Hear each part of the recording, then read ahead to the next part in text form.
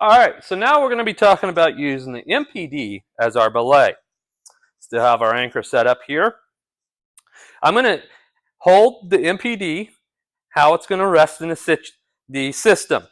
I'm going to grab it with my left hand and flip it upside down.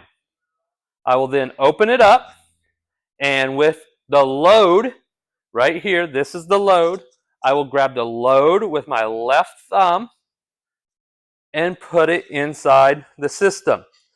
Whenever I close it, you'll see that the rope follows the design in the bottom of the MPD. I will then attach it to the system.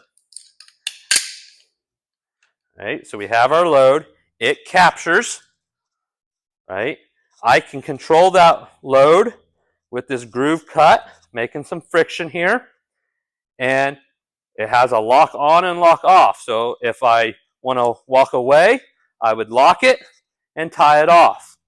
Whenever I'm ready to belay, I unlock it, I come back over my bend, it clearly says to release it, you pull out, turn it, and I have to, just like the Petzl, I have to feed some of that line.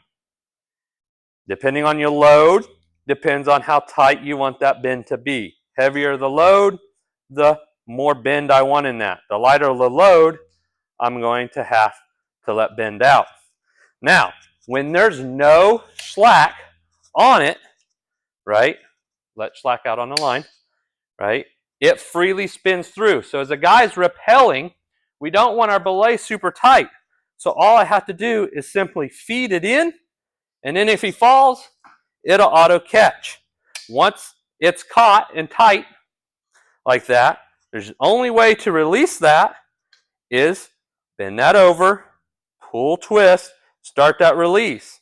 Now as he starts to rappel, we can then go back into just simply feeding that out.